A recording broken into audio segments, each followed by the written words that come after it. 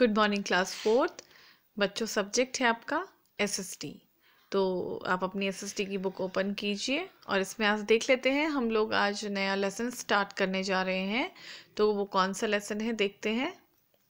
आज हम स्टार्ट करने जा रहे हैं लेसन नंबर 10, अवर इंडस्ट्रीज। इंडस्ट्रीज मतलब होते हैं उद्योग। जैसे अलग अलग प्रकार के जो हैं उद्योग होते हैं, इंडस्ट्रीज होती हैं जहाँ किसी चीज़ का क्या किया जाता है, प्रोडक्शन होता है, तो उसको कहा जाता है इंडस्ट्रीज। तो उनके बारे में ही आज हम पढ़ेंगे। अवर इंडस्ट्रीज मतलब हमारी जो इंडस्ट्रीज हैं, उद्योग है, उनके बारे में पढ़ते हैं। तो आप भी अपनी बुक खोलिए, पेज नंबर 56 आप ओपन करिए और इसमें देख लीजिए। लेसन नंबर 10 है, इंडस्ट्रीज के बारे में हम पढ़ रहे हैं। तो देखिए, the clothes we wear, the furniture and utensils we use, refrigerators, coolers, fans, cars, etc., which may make our life convenient, are manufactured in industries using natural resources like cotton, wood, iron, ore, aluminium, etc.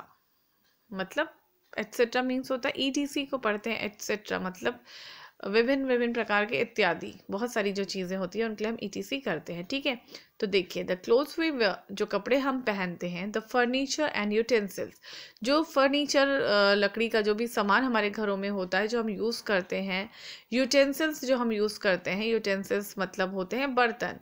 Refrigerator किसे कहा जाता है, fridge को refrigerator कहा जाता है। Coolers गर्मियों में हम यूज़ करते हैं, फैंस हम यूज़ करते हैं, कार हम चलाते हैं। Which make our life convenient, जो कि हमारी लाइफ को क्या बना देते हैं, कन्वीनियंट, सुविधाजनक, जिससे हमें क्या मिलती हैं, सुविधाएं मिलती हैं। आर मैन्युफैक्चर्ड इन इंडस्ट्रीज, तो ये सभी चीज़ों का जो उत्पादन है, जो प्रोडक्शन होता है, वो कहाँ किया जाता है, इनकी अलग अलग प्रकार की इंडस्ट्रीज होती हैं, उद्योग होते हैं, वहाँ पे इनको बनाया जाता है। Using natural resources like cotton, तो इनका जो प्रोडक्शन है वो किसकी हेल्प से किया जाता है, नेचुरल रिसोर्सेज, प्राकृतिक कुछ संसाधन होते हैं, जैसे कि कॉटन हो गया, वुड हो गया, आयरन हो गया, और एल्यूमिनियम ईटीसी। तो अलग अलग प्रकार के नेचुरल रिसोर्सेज है जो हमें प्रकृति में अपने आप से ही उपलब्ध होते हैं। जैसे कॉटन है आपका, वुड है, आयरन है, और है, एल्यूमिनियम है, इनकी मदद से ही इनका उत्पादन किया जाता है। इन हमारे लिए जो इम्पॉर्टेंट चीज़ें हैं उनका। Every industry need raw material, जो भी इंडस्ट्रीज होती हैं उनमें रॉ मटेरियल की क्या होती है, आवश्यकता होती है। एक प्रोडक्ट को बनाने के लिए रॉ मटेरियल होता है, कच्चा जो पदार्थ होते हैं, जो भी चीज़ें होती हैं रॉ, वो हमें क्या चाहिए होती है, एक प्रोडक्ट को मैन्युफैक्चर करने के लिए उसकी हमें हेल्प चाहिए होती है। They are converted into more useful products by an industries, इस रॉ मटेरियल को कन्वर्ट करके जो इंडस्ट्रीज होती हैं और भी ज़्यादा क्या करती हैं, हमारे लिए यूजफुल चीज़ों को बनाती हैं। ठीक, आगे देखते हैं। Factors needed for the industries, कौन कौन से फैक्टर्स हैं जो एक इंडस्ट्रीज के लिए इम्पॉर्टेंट होते हैं। तो देखिए, for a setup of an industry, किसी भी इंडस्ट्री को खड़ा करने के लिए, it is necessary thing such as raw material, किसी भी इंडस्ट्री को अगर हम स्टार्ट करना चाहते हैं तो उसमें हमें किस चीज़ की हेल्प चाहिए होती है, तो सबसे पहले है रॉ मटेरियल चाहिए, हमें कच्चा जो भी माल है, सामान है, वो चाहिए। मशीन्स चाहिए, पावर चाहिए, लेबर चाहिए, फाइनेंस चाहिए, ट्रांसपोर्ट चाहिए। तो एक इंडस्ट्री को खड़ा करना इजी बात नहीं है, उसके लिए हमें लेबर चाहिए होती है, मशीन्स चाहिए, रॉ मटेरियल चाहिए, फाइनेंस चाहिए, रुपए चाहिए, फाइनेंस होता है रुपए चाहिए हमें, क्योंकि रुपए की ही हेल्प से हम अलग अलग प्रकार की चीज़ों को ला सकते हैं। पावर चाहिए। The basic commodity use in the process of manufacturing product is called raw material. Basic commodity जो होती है किसी प्रोडक्ट को मैन्युफैक्चर करने के लिए, वो है raw material. For example, iron ore is the raw material for the iron and steel industry. जैसे हम रॉ मटेरियल की बात कर रहे हैं, तो अगर हम आयरन को उठाते हैं, आयरन ओर को अगर हम लेते हैं, तो आयरन ओर की हेल्प से हम क्या करेंगे, एक आयरन और एक स्टील इंडस्ट्री या शुगर के आयरन या फिर स्टील इंडस्ट्री को हम डेवलप कर सकते हैं। Sugar cane is the raw material for the sugar industry. अगर किसी ने शुगर इंडस्ट्री स्टार्ट की है तो उसको ऑब्वियसली उसको शुगर इंडस्ट्री को चलाने के लिए जो मेन उसके लिए यूज़फुल चीज़ है वो है शुगर केन। ठीक है। Steel and the white sugar are the products, steel and the white sugar क्या है, इसके प्रोडक्ट है। We require machines to turn this raw material into finished or final goods, और इन्हीं रॉ मटेरियल्स को क्या करने के लिए, टर्न करने के लिए मशीन्स, वी रिक्वायर मशीन, और इन मशीन की हमें ज़रूरत पड़ती है इन रॉ मटेरियल को और भी ज़्यादा फिनिश और अच्छा लुक देने के लिए। वी नीड पावर, पावर मतलब होता है इलेक्ट्रिसिटी, के लिए यहाँ पे पावर का वर्ड यूज़ किया गया है। We need power to run these machines, इन मशीन्स को चलाने के लिए ऑब्वियसली हमें बिजली की मदद चाहिए, बिजली की आवश्यकता है। Power can be thermal power obtain from coal, thermal power भी हो सकती है जिसे कि हम कोयलों की मदद से यूज़ कर सकते हैं। हाइड्रो इलेक्ट्रिक पावर भी हो सकती है जो कि पानी से जनरेट की जा सकती है। और न्यूक्लियर और एटॉमिक पावर, वो किसी भी प्रकार की क्या हो सकती है, इलेक्ट्रिसिटी हो सकती है, चाहे तो वो कोल से हो, चाहे वो वाटर से हो, या फिर वो एटॉमिक हो। Various forms of labour engines, scientist, managers and workers are required to run an industry, एक इंडस्ट्री को चलाने के लिए इंजीनियर की आवश्यकता होती है, साइंटिस्ट चाहिए, मैनेजर चाहिए और वर्कर्स चाहिए।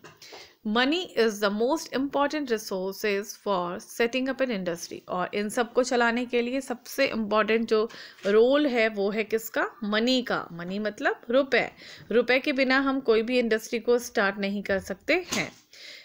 Money is needed to buy lands, necessary things and pay workers, हमें इंडस्ट्री को स्टार्ट करने के लिए सबसे पहले एक ज़मीन चाहिए, लैंड चाहिए, बहुत बड़ा एरिया। फिर उस लैंड में काम करने वाले हमें क्या चाहिए, लेबर्स चाहिए, लेबर की पावर चाहिए। तो लेबर तब काम करेंगे जब हम लेबर को क्या दे सकते हैं, रुपए देंगे, तभी जाके हमारे यहाँ कोई काम करने के लिए आएगा।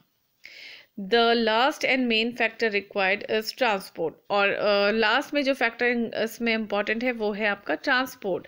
सामान लाना है, सामान को बना के हमें मार्केट में ले जाना है, तो उसके लिए हमें ट्रांसपोर्ट चाहिए, मतलब गाड़ी की आवश्यकता है। To the factory and to send the finish product to different parts of the country, country के अलग अलग पार्ट्स में हमें अपना जो हमने इंडस्ट्री में प्रोडक्ट तैयार किया है उसको भेजने के लिए ट्रांसपोर्टेशन की आवश्यकता होती है। ठीक है, आगे देखिए। डिफरेंट इंडस्ट्रीज, कौन कौन इंडस्ट्रीज जो हैं वो डिफरेंट टाइप की होती हैं। Depending upon the type of equipment used, value of product manufactured and the number of persons employed, industries are broadly classified into two groups. तो इंडस्ट्रीज को किस बेस पे अलग अलग पार्ट में डिवाइड किया है, persons employed. Industries are broadly classified into two types, two group में इसको बांटा गया है। तो वो कौन कौन सी हैं देखिए, अभी मैं इसमें आपको सिर्फ ऐसे ही बता रही हूँ, इसको हम आगे पढ़ेंगे नेक्स्ट वीडियो में, तो देख लीजिए इसको। Raw material is the backbone of any industry, raw material जो है वो बैकबोन है किसी भी इंडस्ट्री की।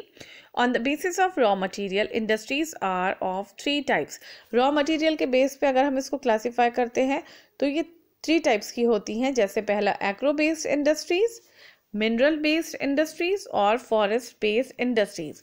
पहला है एग्रो बेस्ड इंडस्ट्रीज, तो ये क्या होती हैं, these industries use raw materials obtain from various agricultural products like cotton, textile industry, sugar industry, food industry etc। तो एग्रो बेस्ड क्या होती है, तो एग्रो बना है एग्रीकल्चर से, तो एग्रीकल्चर बेस्ड इंडस्ट्रीज अगर हम इसको पढ़ें तो ये भी अपने आप में एक पूरा वर्ड है, एग्रो बेस्ड इंडस्ट्रीज। तो इसमें रॉ मटेरियल में किसकी हमें हेल्प मिलती है, तो वो है कॉटन टेक्सटाइल, तो कॉटन की इसमें हमें ज़रूरत होती है। शुगर इंडस्ट्री, ये भी एग्रीकल्चर, शुगर भी हमें किससे मिल रहा है, एग्रीकल्चर से है। फूड इंडस्ट्री, तो इसलिए इसको एग्रो बेस्ड इंडस्ट्रीज कहा जाता है। दूसरा है आपका मिनरल बेस्ड इंडस्ट्रीज, तो ये क्या है देखिए, These industries use raw material obtained from various mineral product। तो mineral based industries में जो main product है raw material वो क्या है, mineral products हैं, जैसे कि आयरन हो गया, आयरन एंड स्टील इंडस्ट्रीज हो गई, इसमें ऑयल रिफाइनिंग इंडस्ट्रीज हो गई। ठीक है, तो इसमें जो है मिनरल का जो बेस होता है वही यूज़ किया जाता है। फॉरेस्ट बेस्ड इंडस्ट्रीज क्या है, These industries use raw material obtained from various forest products like pulp and wood fiber. तो फॉरेस्ट बेस्ड इंडस्ट्रीज का जो रॉ मटेरियल है वो फॉरेस्ट से यूज किया जाता है, जैसे कि ट्री का पल्प हो गया और वुड फाइबर हो गए, तो इसीलिए इसको कहा जाता है फॉरेस्ट बेस्ड इंडस्ट्रीज। ठीक है, तो अभी हम इसको सिर्फ यहाँ तक ही पढ़ते हैं, इसे आप एक बार रिवाइज करिए पहले, उसके बाद हम इसमें आगे बढ़ेंगे नेक्स्ट वीडियो में। आप एक बार इसको ज़रूर से रिवाइज कर लीजिए, एक बार रीड कर लीजिए।